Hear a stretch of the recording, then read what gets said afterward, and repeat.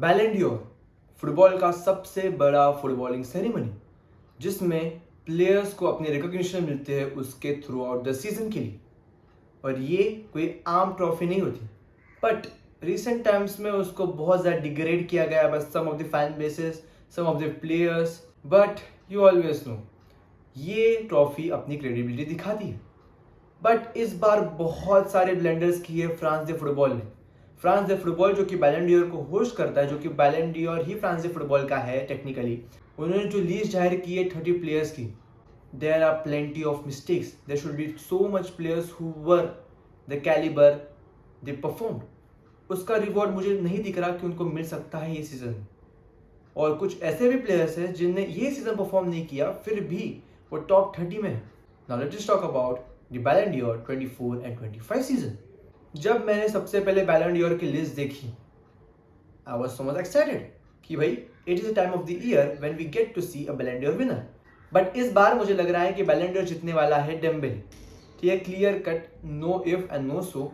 अगर कुछ उलट पलट कर देता है लमीन यमाल अगले दिनों में और फैब्रिज़ियो रोमानो और फोर्थ ईयर कुछ पोस्ट कर देते कि oh my God, this 17-year-old lad is performing like no one, he is the first 17 years to do so। क्योंकि वो अभी 18 है फिर भी वो ग्लेज करते हैं। ठीक है, I am a Barca fan, I know, but it is true. So yeah, I think Dembele will win the Ballon d'Or over everyone. कोई उसके आसपास भी नहीं है सीजन। रफीनिया है, बट रफीनिया की पीआर टीम इतनी अच्छी नहीं है कि वो जीत पा सकता है ये सीजन में। इसलिए मुझे क्लियर कट विनर डेम्बेले लग रहा है, क्योंकि he has won the Champions League, the Liga, the domestic cup and he has actually performed according to the stats. But अगर हम बैलन डी'ओर का क्राइटेरिया देखते हुए, उसके 3 पहलू होते हैं। सबसे पहला आपका individual performance and contribution to the team. Second है आपकी टीम का ओवरऑल परफॉर्मेंसेस और आपके ट्रॉफी कैबिनेट्स, जितने ट्रॉफी आपने उस सीजन में जीते हैं। और थर्ड आपका पिच के ऊपर का एक्चुअल बिहेवियर। ये 3 चीज़ों के ऊपर बैलन डी'ओर का विनर डिसाइड होता है।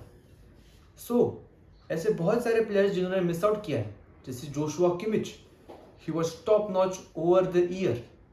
पिछले ईयर भी वो टॉप नॉच था, इस ईयर भी टॉप नॉच है। He was consistent for Bayern Munich. He has actually contributed great number for Bayern Munich and still he hasn't been included.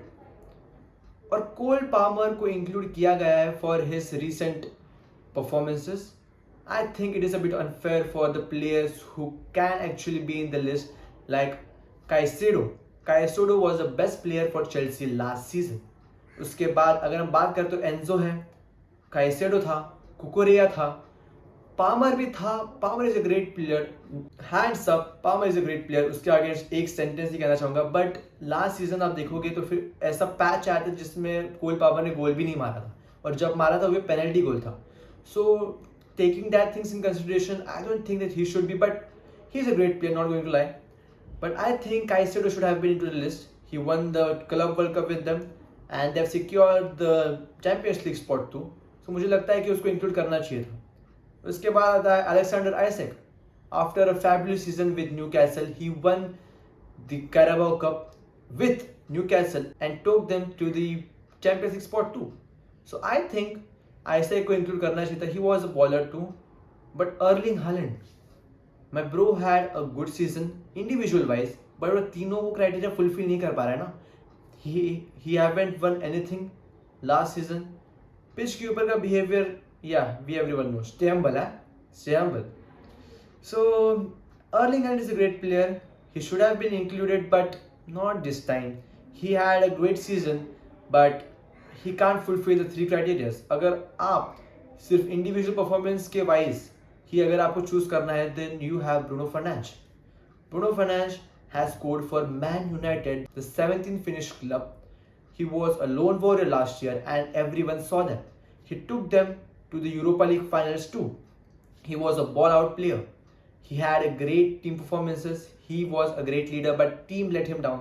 So अगर आप वो कंसिडरेशन कर रहे हो हालैंड का, तो आपको ब्रूनो को भी करना चाहिए।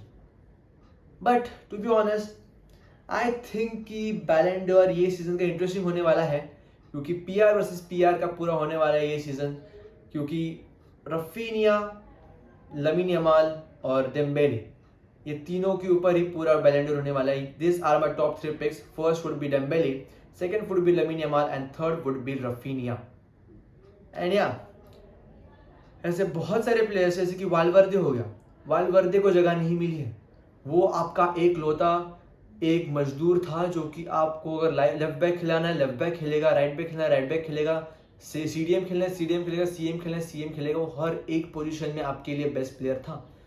और मुझे लगता है कि पिछले साल कोर्तुआ के बाद सबसे बेस्ट प्लेयर रियल मैड्रिड का था, and it was वालवर्दे। He was actually controlling the game, he was the main core of the team. अगर वो ना कुछ हो जाए, ना मैं जिंक्स कर रहा हूँ, इफ सपोज वो इंजर्ड भी हो जाता एक पैच ऑफ टाइम के लिए, Real Madrid would have been in struggling position last year, क्योंकि वैसे कुछ जीत नहीं पाए, but still they would have been even worse. अगर हम ये 30 लिस्ट देखते हैं तो एक नाम आपको इम्पोस्टर लगेगा ही लगेगा, जो कि मुझे भी लगा था जब मैंने फर्स्ट टाइम देखा था, and it was Mister Vinicius Junior. Mister Vinicius Junior का last year was top notch, not as top notch but he was deserving the Ballon d'Or. I admit it as a Barca fan. वो पिछले साल जीतना चाहिए था, but Rodri was even good last year.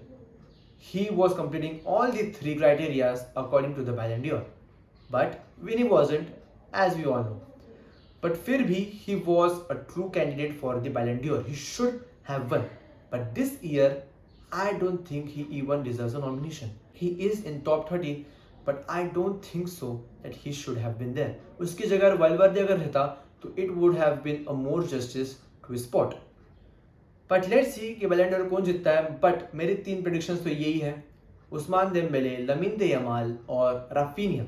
आपको कौन लगता है ये साल बैलन ड'ओर जीतेगा? Do let me in comment section.